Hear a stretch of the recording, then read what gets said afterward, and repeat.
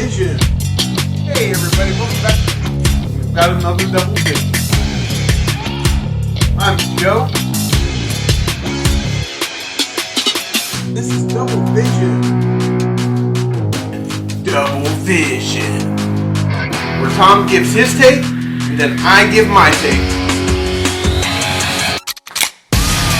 Remember to follow us on Facebook, Instagram, Spotify, and of course here, YouTube!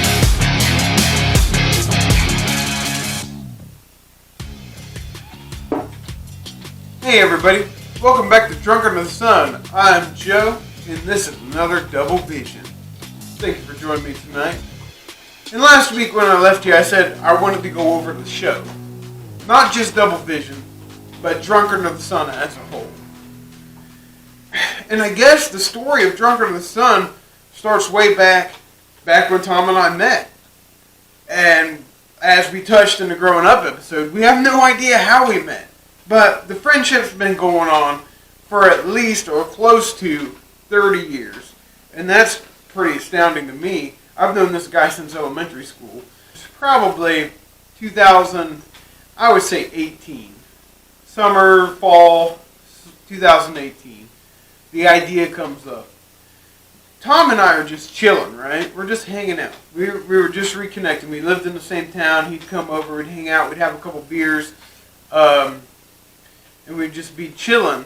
And we would just laugh. We'd have a good time. We'd talk about shit. We'd talk about, like, Marvel and movies and comic books and Batman and all that shit. We'd just sit down and we'd talk about it, and we would laugh and just have a great time. And it was just two friends hanging out.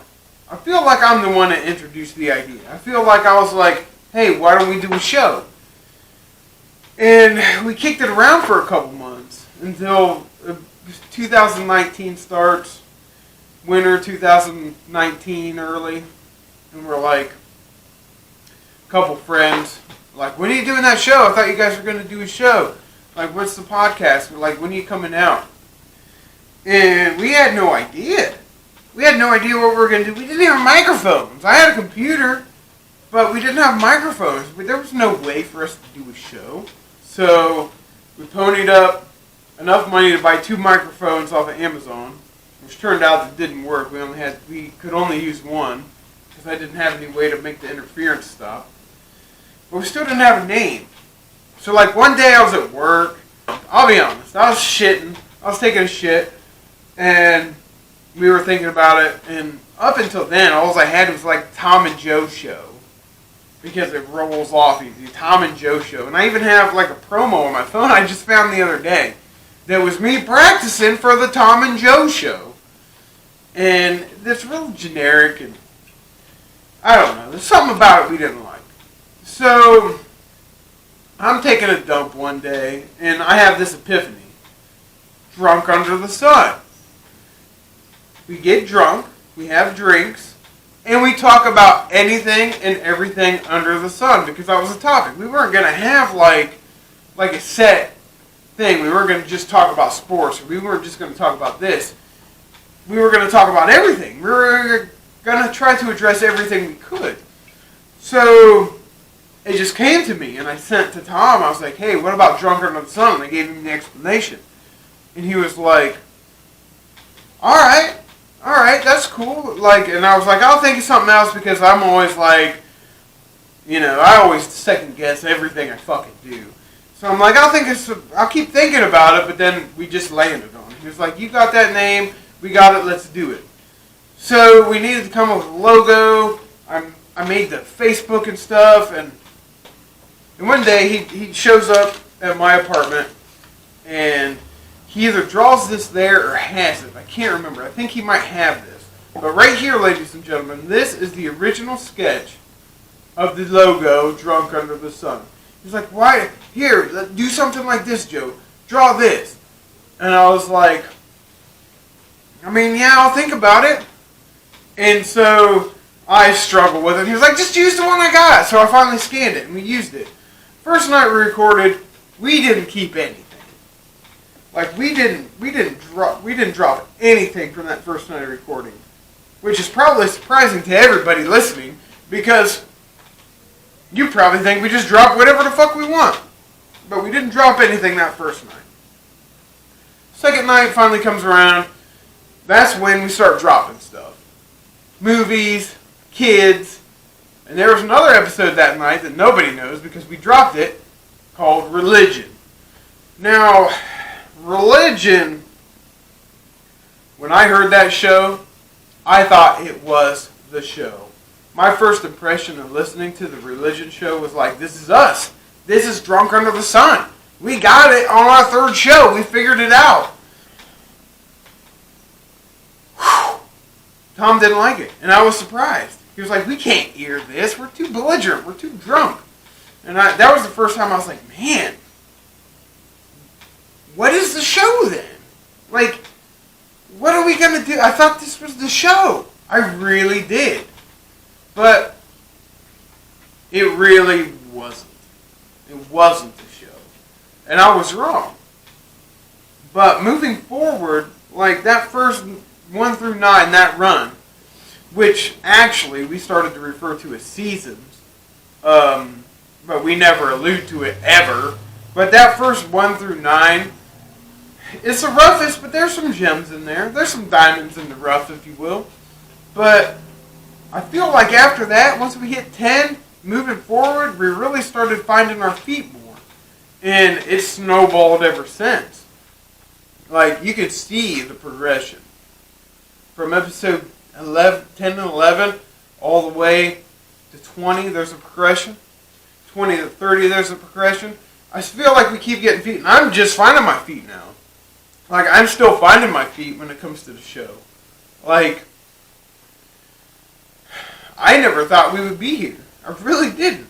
I thought that we would have dropped off, like, maybe not even the 10. But here we are. So, with that being said, I feel like I'll go over some of my favorite episodes that I really enjoy of the show.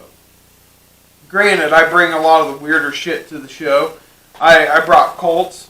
I brought drugs and alcohol. I pushed for that show, which isn't as weird. It's a funny show. I really like it. The Unexplained and Conspiracy Theories. I like all those shows, but I also like Kids and Coke, which was episode number 2, talking about parenthood. And I think that's another show that we can come back and revisit. I honestly do. Like, we can come back and do that. Cars is a funny one. Batman was a fun one to do. Batman was a fun one to edit. I was surprised on how fun that was to edit, because I had that show to edit. One show that I'll tell you right now that I really pushed for and then got the opportunity to edit and hated it every minute of it was Growing Up. I don't know why. I thought Growing Up, to be honest with you, was episode 1. Growing Up should have been episode 1 in my mind. That's what I wanted to do. And Tom was like, he didn't have anything to say that night because his mind works differently than mine. And he's like, I don't want to do that. Let's do this. And I was like, okay, whatever. But I felt Growing Up would have been episode 1. But I hated editing that show. Maybe it was because it was a little bit personal. I don't fucking know. But man, it was just a rough one for me to edit. I did not like it. Like, I remember, one of the funniest things I remember from recording the show is it was the summertime. It was the summer after we started. And I think we're like, it might be Cars night, I don't know. But we're just sitting out, and my air conditioner was pretty loud. It was right there. It was a window air conditioner. We record on the couch. We were right by the air conditioner, so I'd have to turn it off to record. And I remember this one night we were doing shows, and we were both just sweating balls. Like, we would look over and see each other just wiping sweat from our faces. Like, oh my God. But we'd also see that the other one was still going forward. And so we're like, all right, if he can do it, I can do it. So we would just wipe the sweat from our face. And just be like, continue going and going and going until we hit the end. And then once we hit the end, it was funny because we both talked about it. It was hilarious. But that's the thing. That's the key. You got to stick with it. You got to stick with it. You got to stay on it. And for anyone out there, like, that's doing something like this or thinking about doing something like this, go for it. Like, you ain't gonna know what's gonna happen until you go for it. Like right now, we're nobodies. We're nobodies.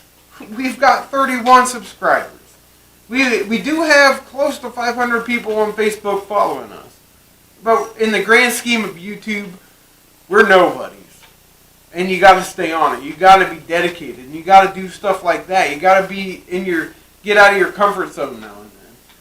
So if anybody wants to do anything like this, just go out and do it. Like, the whole basic, we didn't even have really an idea for our show. It was just anything. And then we build off of that. So what I can say to anybody out there that wants to do a show or wants to do anything, just go for it. Like, 3 biggest things that I found that you need in this, which we really didn't have one of them for a long time, is the first thing you need to do is you need to be dedicated. It's got to be like a passion. It's got to be something you really want to do for yourself. And I didn't expect it, but I found that that's something that I really want to do. I really love doing this show. It's a passion of mine. So you got to stay dedicated. You got to stick with it through thick and through thin, because you're not going to be an overnight success. We're not a success at all. In our eyes, we kind of are, because we never thought we would be here. Like when I started out with Tom, I really thought this shit was going to fizzle out, man. I thought that we were just going to be like, we're going to do this for like a couple weeks and it's done. Because I never had somebody else that was going to be as dedicated as I was in other projects. Because I've tried other artistic projects beforehand, and they all just fell through. So with Tom, I was super surprised. There at first, Tom, he was just like, meh. He wouldn't listen. I was doing a lot of the editing work because he didn't have the equipment, so I can't fault him for that. He didn't have a laptop that he could use for the show and all that shit. So, like, I took on the workload, and I was doing a lot of the editing. And it wasn't until after, say, episode 10, maybe a little bit deeper, that he was able to actually start editing shows with me. And that was amazing. But now Tom's taken on a lot more stuff because he's got, like, some Adobe programs that really help with editing and putting slideshows and shit together. So, now it's kind of flip-flopped. But anyways. The second thing I feel like you need to do, you got to put the work in. You got to fucking put the work in. Like, that's another thing. Like, you got to put the work in and stick with it. Because, like I said, I thought it was going to fizzle out. And the reason why it would fizzle out is because of the work. This is a lot of fucking work. Even this 10, 15-minute episode of Double Vision I'm doing right now is going to take me the 15 minutes to record it, and then who knows how long to edit it and make it nice, and then I'll ship it over to Tom, and he might pop some flash on it. Like, that's the shit that you need. You need to put the work in. Like, we're not going to stop, because I believe we both have the passion. We got the ambition to do the work, and we got the passion for the show, and now we're doing it. Third thing, great thing, especially if you're doing a show like this, is support system. Some kind of support system. Whether it be, like, if you're doing it solo, it's going to be hard as fuck. Those first two you're going to need to nail those first two down. Because if you don't have somebody else to back you up, my God, it's going to be a hard road ahead. Like, maybe we didn't do everything right.